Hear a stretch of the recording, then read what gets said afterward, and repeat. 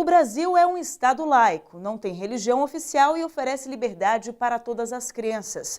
No Rio de Janeiro, o Ministério Público Federal entrou na Justiça contra o diretor do Arquivo Nacional. Ele é acusado de usar o auditório da instituição para promover cultos evangélicos.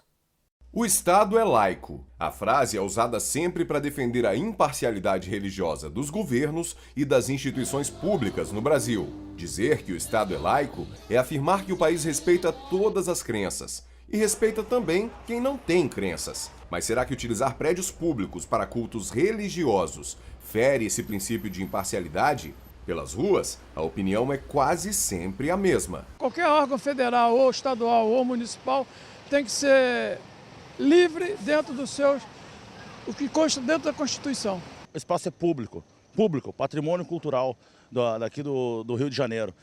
E isso não é certo, não. Vai haver conflitos de interesse, vai haver alguma situação que de repente uma hora vai descaracterizar o patrimônio. Com base no artigo 19 da Constituição, o Ministério Público Federal no Rio de Janeiro entrou com uma ação civil pública contra o diretor-geral do Arquivo Nacional, José Ricardo Marques. Ele é acusado de promover cultos evangélicos semanais no auditório principal da instituição, utilizando os equipamentos do órgão durante as celebrações. Eram feitos semanalmente um culto por semana, um culto, e foram feitos ao todo, então, 8 cultos dentro do auditório.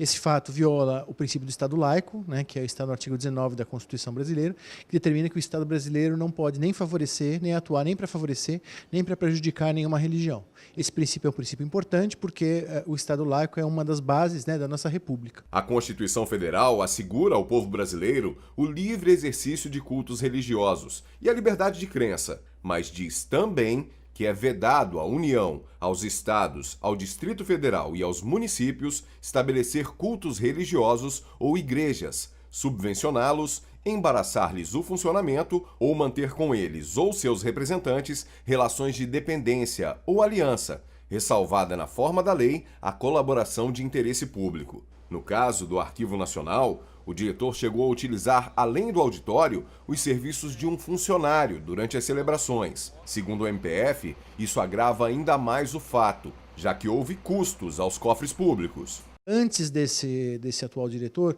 havia as reuniões desse grupo religioso, eram feitas sem nenhum custo para o Estado, numa área livre, embaixo de uma árvore. Quando esse diretor chegou, foi então que foi determinado que essas reuniões passariam a ser feitas no auditório principal, o que viola também a própria finalidade do Arquivo Nacional.